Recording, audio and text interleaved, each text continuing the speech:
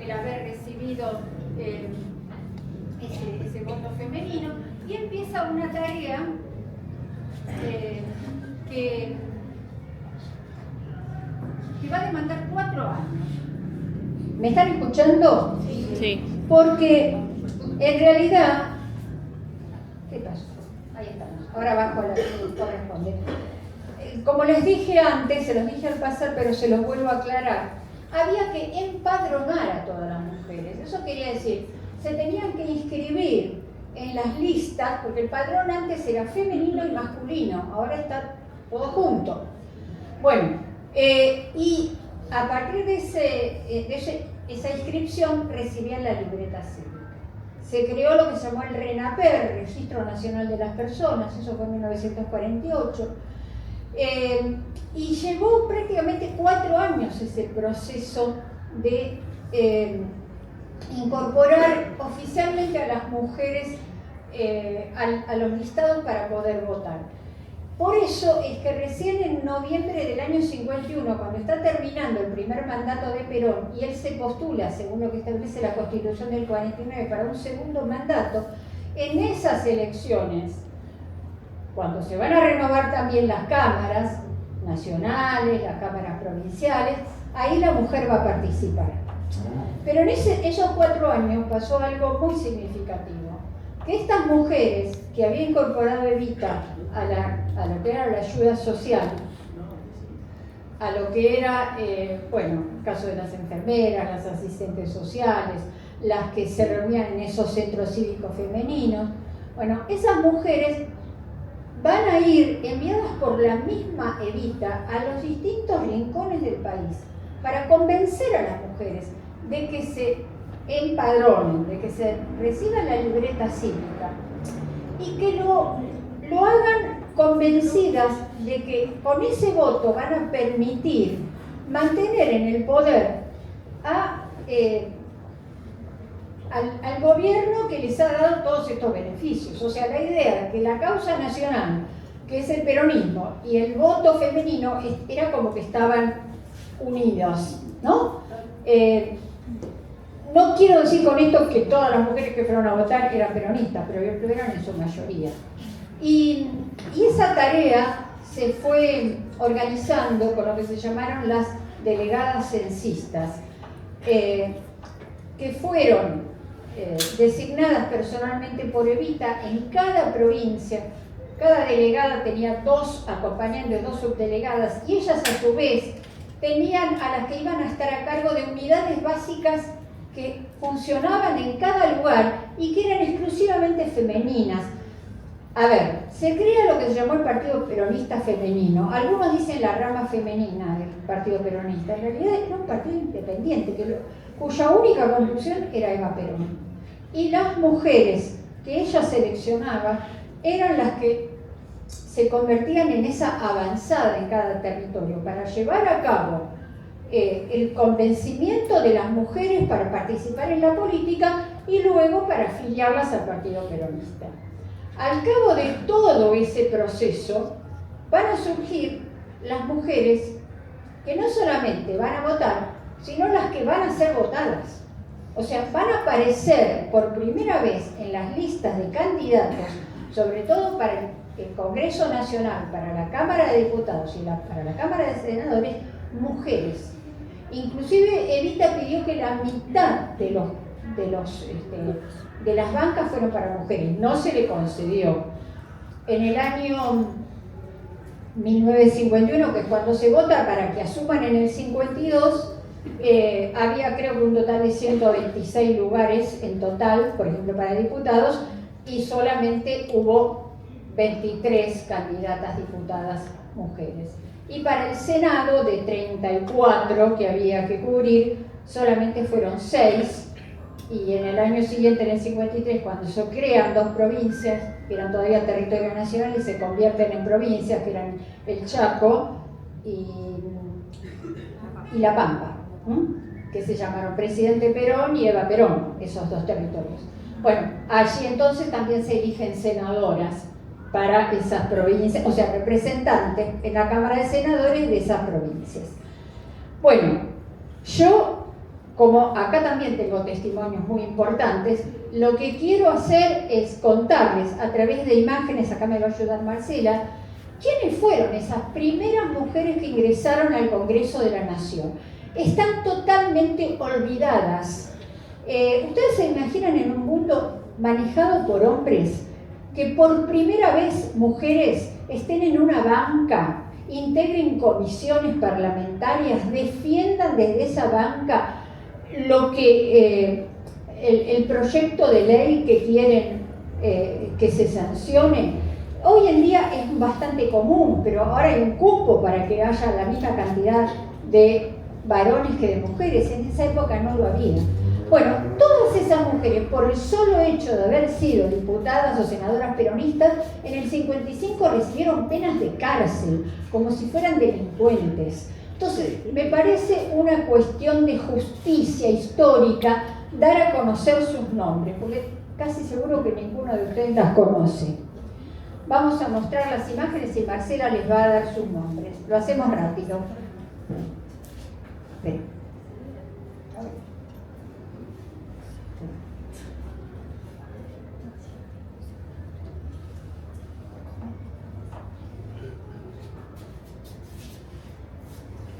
Bueno, ya que pasó esa imagen, ustedes saben que cuando se vota, cuando las mujeres votan por primera vez, Evita está internada ya padeciendo su enfermedad. Ella vota desde la cama del hospital.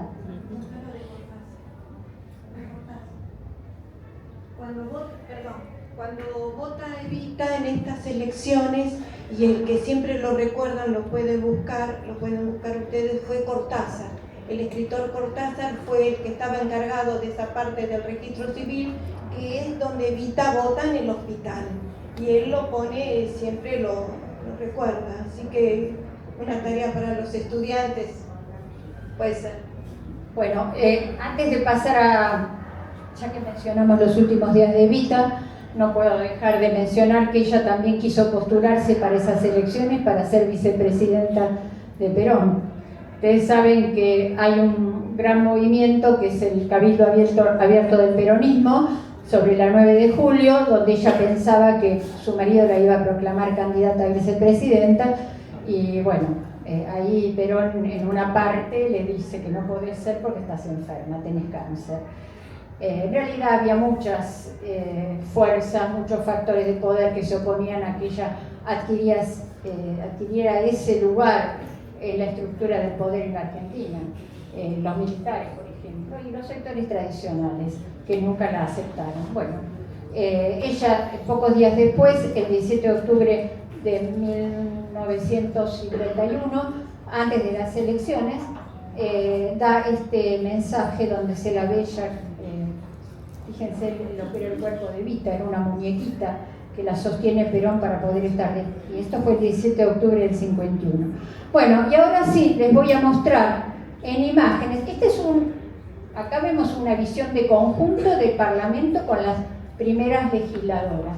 No sé quiénes son estas, pero ahora les voy a mostrar, con la lectura que hace Marcela, acá por lo menos los rostros de cada una de las diputadas primero. Por Salta. Aguilar de Medina, Generosa Domitina. Rodríguez de Copa, Ceferina del Carmen. Por la provincia del Chaco, que en ese momento se iba a llamar Presidente Perón. Alvaredo de Blanco Duria. Por la provincia de Buenos Aires. Álvarez de Seminario Magdalena. Casucho María Elena.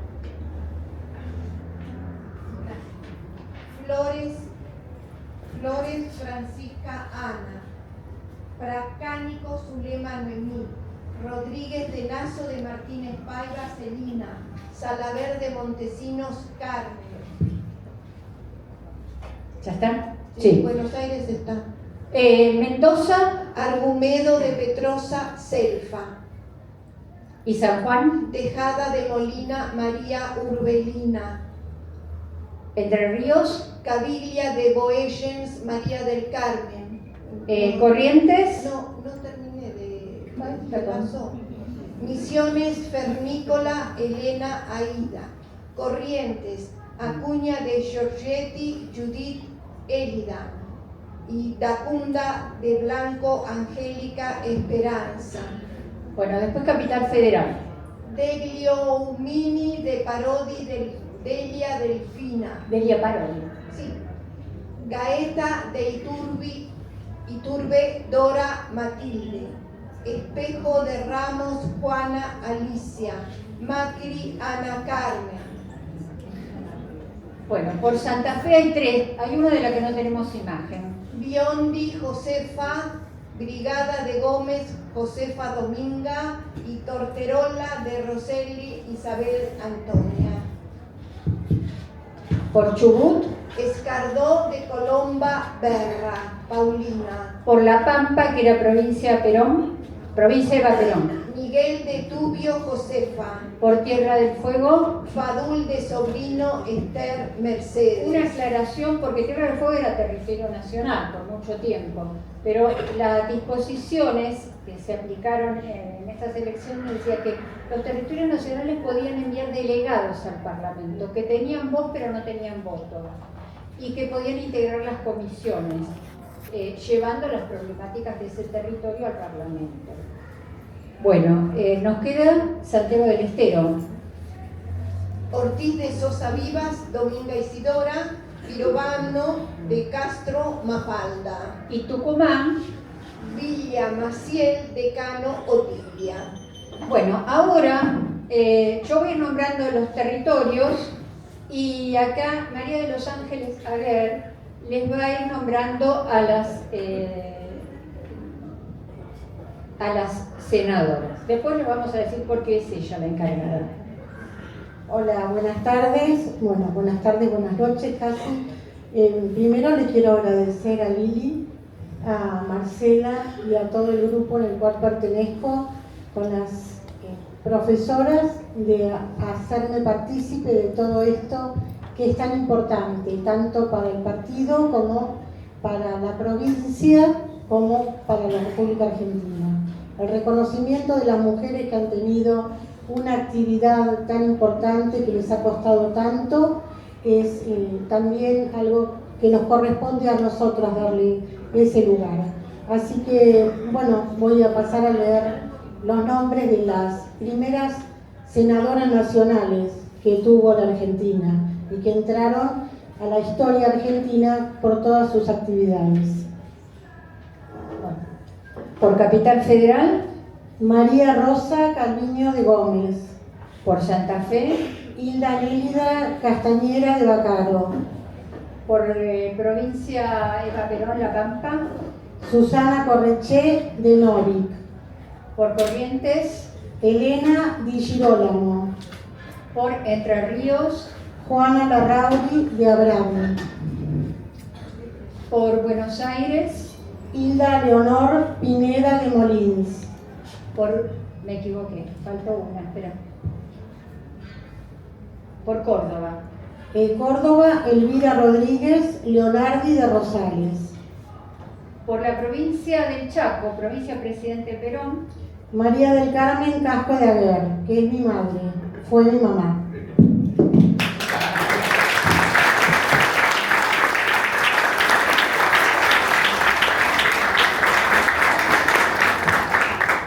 Las chicas me invitaron a que haga una breve reseña de la historia política de mi madre. Hay muchos presentes, como el señor particularmente, que saben que una reseña es un poco difícil de hacer con toda la actividad que tuvo, pero voy a tratar de ser breve. Perdón, no intervengo más. Ustedes tienen que saber, que son echeverrianos, esta mujer vivió casi 50 años de su vida en Esteban Echeverría. Es una vecina echeverriana, a pesar de que fue senadora nacional por el Chaco. Por eso su hija, que también es nacida, criada y sigue viviendo en Esteban Echeverría. Y todo. Perdón, yo la conocí. Gracias.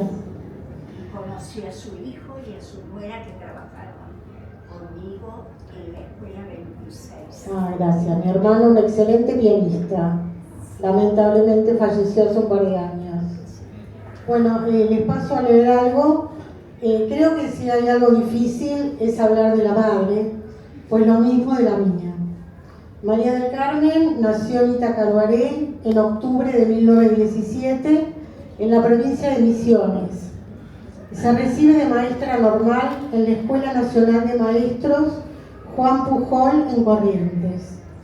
Fue destinada a ejercer su profesión en la provincia de Chaco, donde conoce al que fue mi padre, que fue su marido, que tuvo un papel relevante en su vida, en su lucha, y fue de total apoyo, siendo él contador y trabajando para el Banco Nación.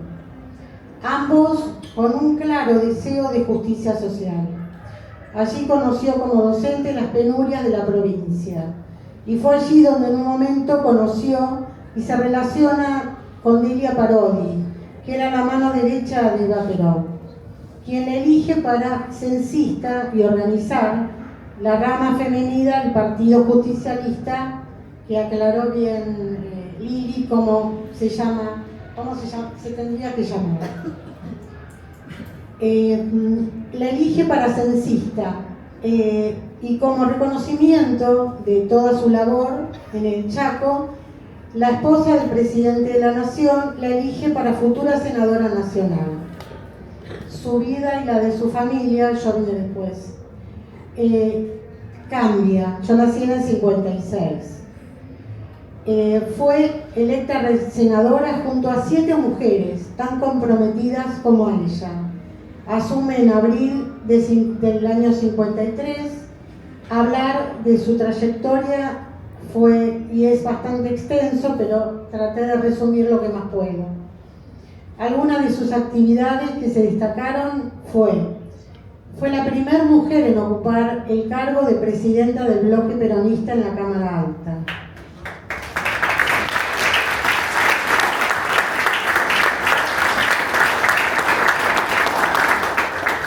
Parecida a alguien que está hoy en un partido como presidenta de un bloque importante, ¿no? Que estuvo hablando un par de días atrás. Presidió la Comisión de Educación y representó al Parlamento argentino en la 37ª Conferencia Interparlamentaria en Viena y en la Conferencia de Padres en Londres. Residía en Barrio 1 Esteban Echeverría. Entre sus proyectos de ley que fueron aprobados fue la de reconocer los derechos y las jubilaciones para el personal que trabajaba en las casas particulares.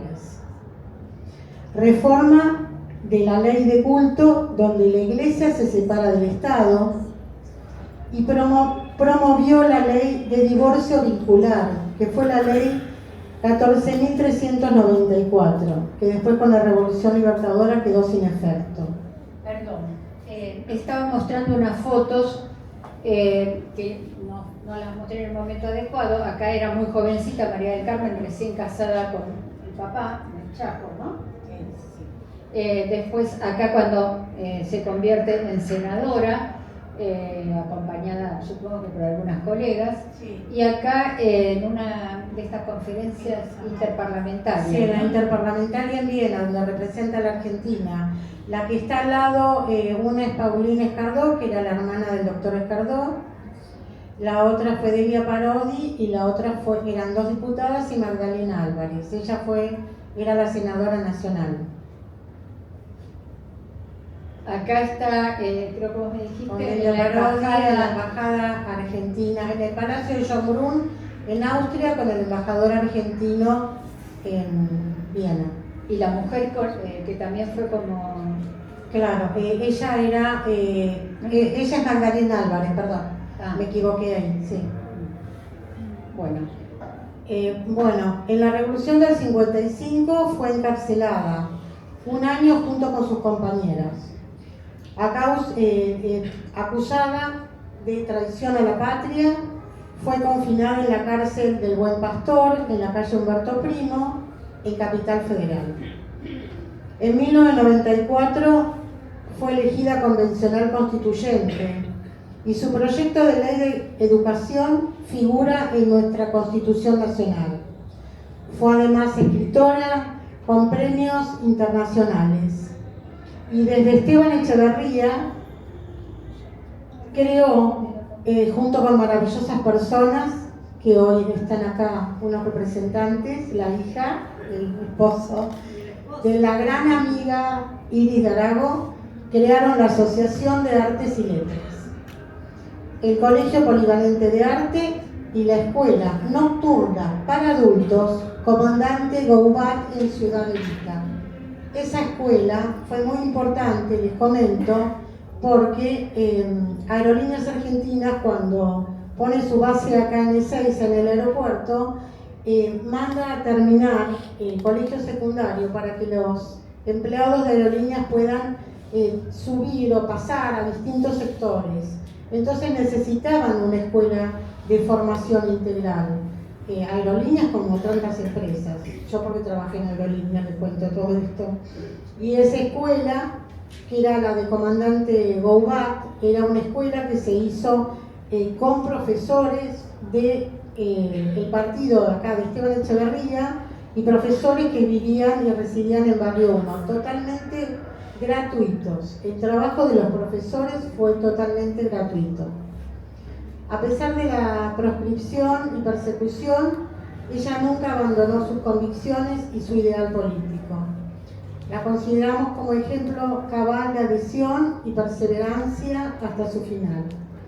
Lo que sí quiero citar textualmente fue la lectura del proyecto de ley de su autoría, que fue aprobado, antes nombrado, por el Senado el 15 de septiembre de 1954, cuando se aprueba la ley con el tema de las mujeres que trabajaban en las casas de familias.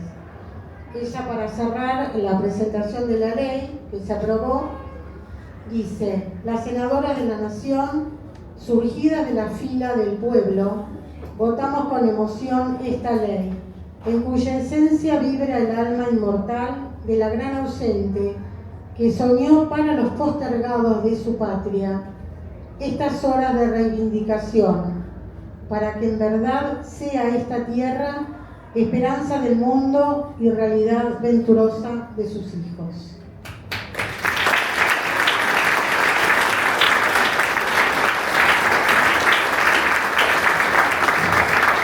Yo le quiero pedir disculpas a Connie porque había dos imágenes muy importantes de cuando ella fue convencional constituyente.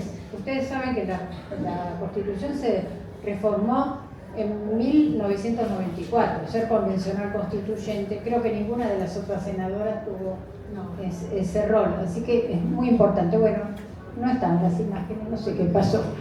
Bueno, les pido, por favor, vamos a tratar de apurar porque nos quedan dos testimonios muy importantes. Gracias, No, gracias a vos, Connie, gracias.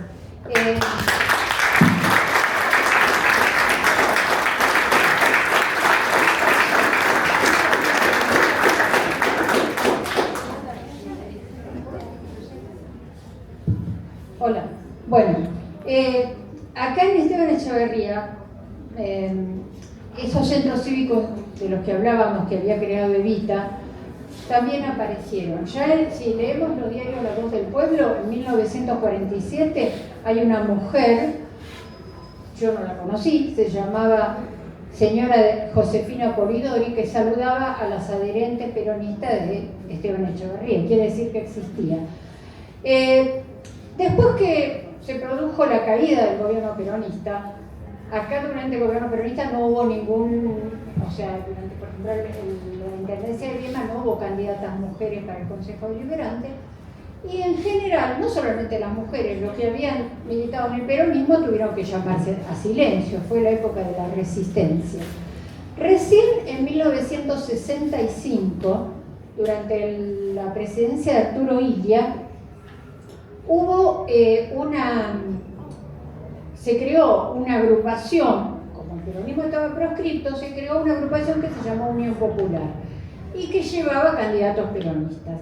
Nos encontramos que por primera vez en esa lista de candidatos para el Consejo Deliberante peronistas aparece una mujer. Creemos que la primera concejal mujer que hubo en Esteban Echeverría.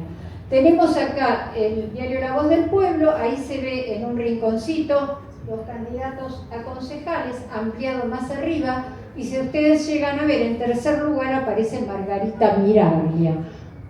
Yo no la conocí, busqué información al respecto, no la encontré, pero evidentemente fue la primera mujer elegida en unas elecciones, si se quiere, bastante amañadas, porque el Partido Peronista tenía que aparecer con otro nombre, y sin embargo obtuvo la mayoría en el Consejo Deliberante, porque de 9 bancas de concejales que se ponían, digamos que tenían que cubrirse, en las elecciones quedan 6 para la Unión Popular, el peronismo, y solo 3 para la Unión Cívica Radical.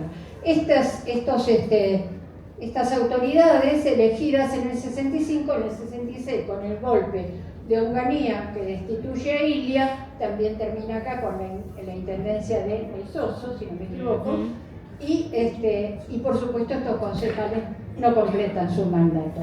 Seguimos en el tiempo y ya entramos en la década del 70. Ustedes saben que en la década del 70 una gran... dejemos esta página porque comentaba algo de lo que les dije recién y no me voy a detener más. En la década del 70 empieza a haber mucha movilización política, sobre todo entre los jóvenes, porque lo que se pretende es el retorno del peronismo.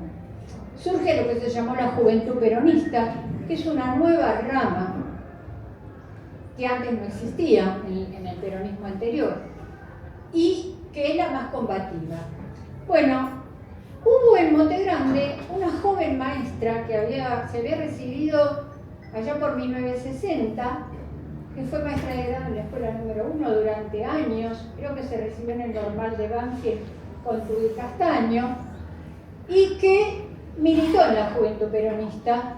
Acá hay una foto de ella con sus alumnos creo que de segundo grado, en la escuela número 1. Se llamaba Emilia Viviana López. Todos la conocemos por Viviana López. Yo la conocí, tuve el lujo de haber trabajado con ella como maestra de grado. Yo trabajé 4 años en la escuela número 1 mientras hacía la carrera de historia. Y siempre digo que aprendí más de historia y política en las conversaciones que tuve con Viviana en los recreos mientras cuidábamos a los nenes que jugaban, que todo lo que yo había aprendido en las materias que cursé en la carrera de historia. Porque era una persona muy informada, muy militante, muy honesta. La invitamos, ella en este momento está convaleciente de una operación de cadera y se le complicaba mucho asistir, pero me dejó una cantidad de testimonios y yo en esta charla los quiero recuperar. Fíjense esto que ven ahora. Esto es todo campaña del 70. La agrupación peronista es el Frente Justicialista de Liberación. Fíjense cómo la figura de Evita sigue estando en los carteles. El candidato para la presidencia es Cámpora, ¿se acuerdan? Cámpora Solano Lima, Frente Justicialista de Liberación. Y aparece la figura de Perón, que está proscripto, ya no está proscripto, puede volver, pero ha delegado en Cámpora el encabezar la fórmula. Pero Evita sigue estando. Perón ya estaba casado con María Estela Martínez de Perón. Sin embargo, la figura convocante era la de Eva Perón. Y acá un titular del diario La Voz del Pueblo alcanzó proporciones el acto del Frente Justicialista. Otra imagen del diario La Voz del Pueblo, el bombo estuvo presente, el folclore peronista no podía faltar. Allí aparece otra mujer que integró también las listas para concejal del barrio 1, Rosa Callejas, Rosa Cota de Callejas. Por supuesto aparece en el centro la imagen de quien se va a convertir en intendente, Oscar Alberto Blanco, el Chango Blanco. Y en esta otra, acá, alcanzan a ver el titular, dice: la juventud descuenta desde ya el triunfo del pueblo trabajador. O sea, este es un acto de la juventud peronista. Y en el ángulo, lo que yo recuadré en color amarillo, está la imagen de Viviana López.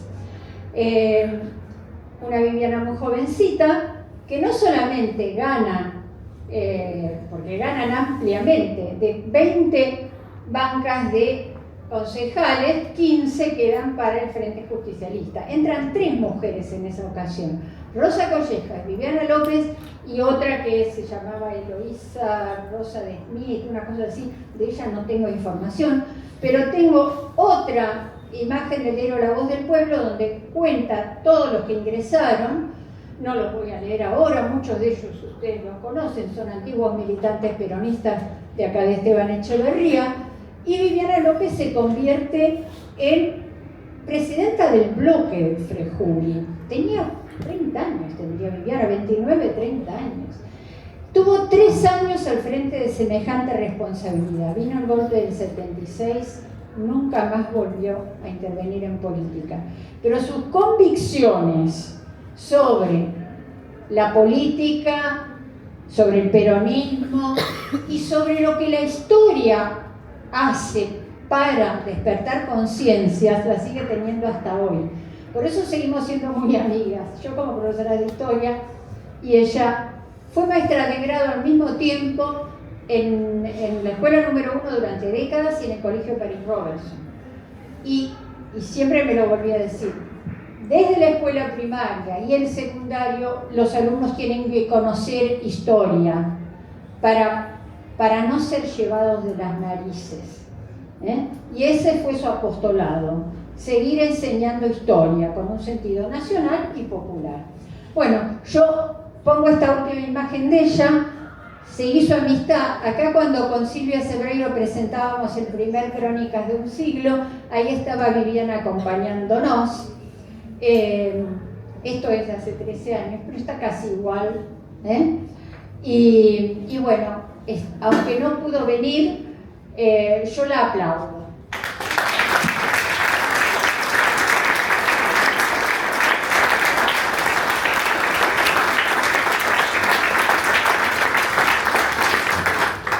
Bueno, otra mujer que se destacó durante ese mismo periodo de gobierno, entre el 73 y el 76, no en el legislativo, sino en el ejecutivo, fue secretaria de Acción Social. ¿Dónde está la encargada de hablarnos de ella? Acá está.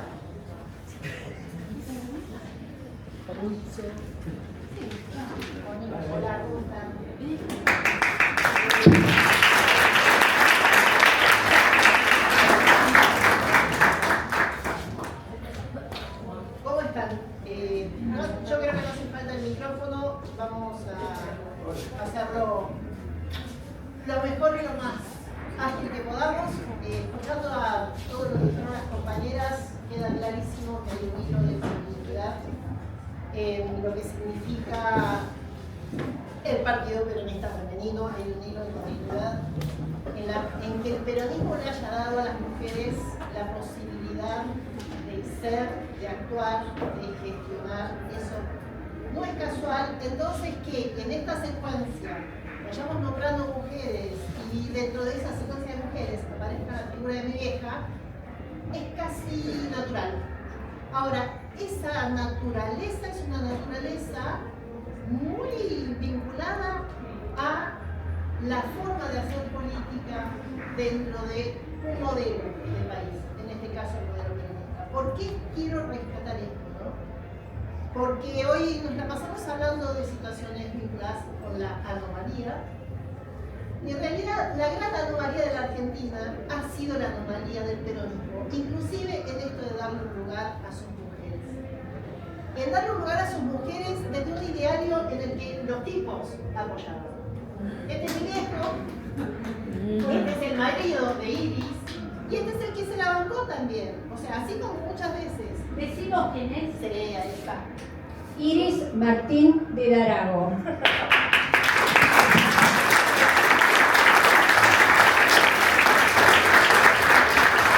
Acá su familia es intensa.